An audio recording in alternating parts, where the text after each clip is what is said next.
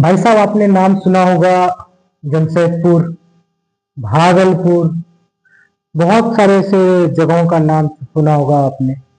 और फिलहाल जो मैं भी आपके पास नाम लेने वाला हूँ वो है चापरपुर। जी, मैं बात कर रहा हूँ झारखंड के एक बहुत बड़े शहर, जिस शहर का नाम है जमशेदपुर, जिसको हम लोग टाटा नगर के नाम से भी जानते हैं। उस जमशेदपुर शहर में आजकल की घटनाएं जो होनी शुरू हुई है वो हुई है चापर की घटनाएं, जहां हम परमाणु बम, AK-47, बंदूक, पिस्टल पे चले गए हैं। वहां जमशेदपुर में एक नया ट्रेंड सामने आया है, चापर ट्रेंड। और ये चापर ट्रेंड कोई बहुत बड़ा ट्रेंड नहीं है। ये चापर ट्रेंड है, मानिए जैसे कि आपके घर में कोई है, किसी से आपकी लड़ाई हो गई और उसको आपके ऊपर गुस्सा आ गया तो आपके ऊपर चापर चला देगा। चापर का दाम कुछ ज्यादा नहीं है, 150 रुपए का चापर होगा, 200 रुपए का चापर है। लेकिन उससे मरने वालों की जो घटना है वो फिलहाल 150 से ज्यादा हो चुकी है। बीते दिनों कुछ दिन पहले बिष्टुपुर में एक बहुत ही दर्दनाक घटना हुआ। आदित्यपुर के दो लड़के, जो बिष्टुपुर एक क्लब है, उस क्लब में वो लोग पार्टी करने गए हुए थे।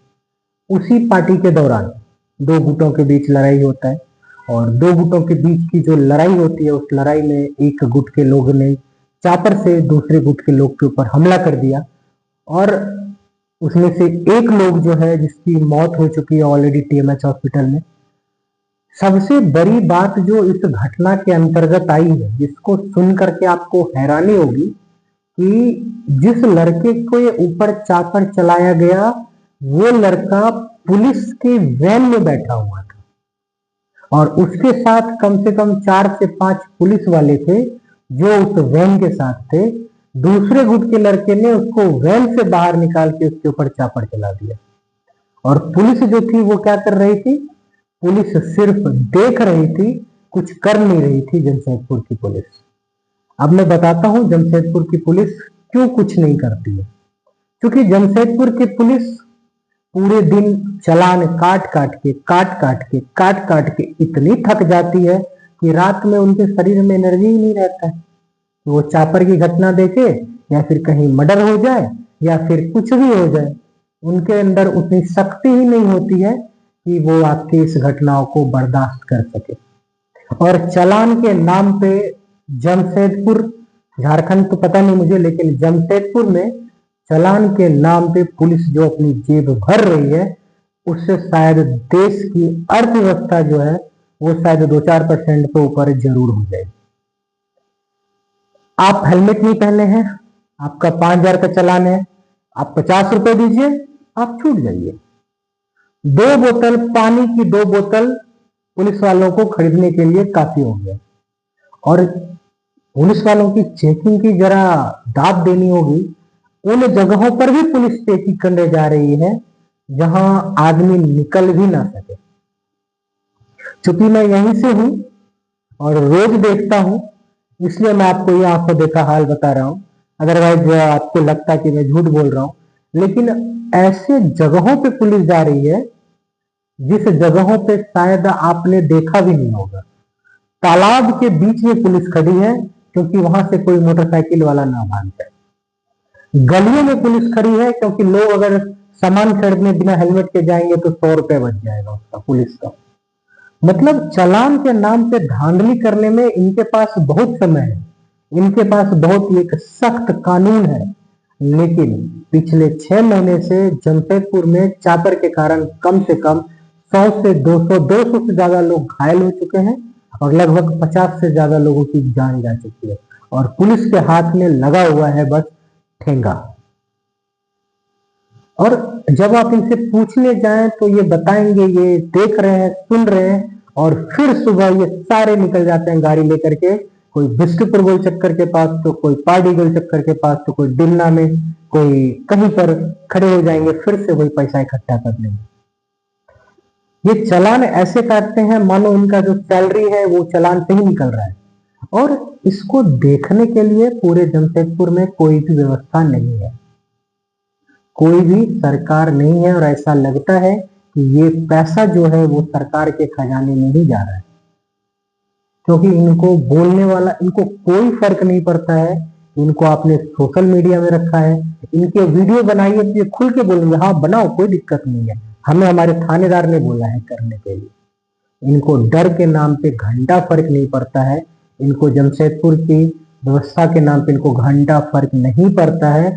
इनको बस सुबह 7 से लेकर के रात के 10 बजे तक सिर्फ चालान काटना है, और चालान से लेके जितने पैसे इकट्ठा कर सकते हैं बस वही इकट्ठा करना है।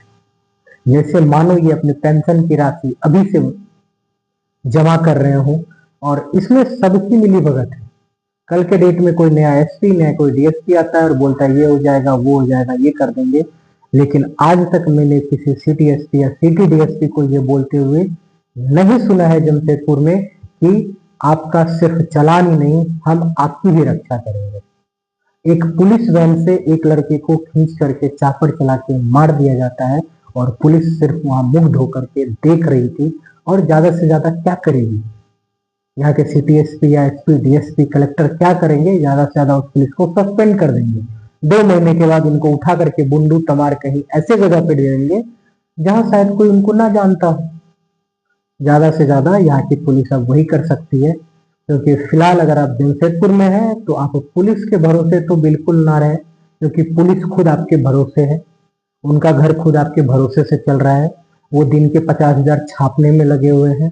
आप घर से कमा करके, आप दुकान से कमा करके घर जाएंगे, रास्ते में अगर पुलिस ने पकड़ लिया तो उनको 500 रुपए दे दीजिए। आपने मर्डर कर दिया, 2,000 रुपए पुलिस के हाथ में डाल दीजिए, पुलिस आपको छोड़ देगी वहीं से।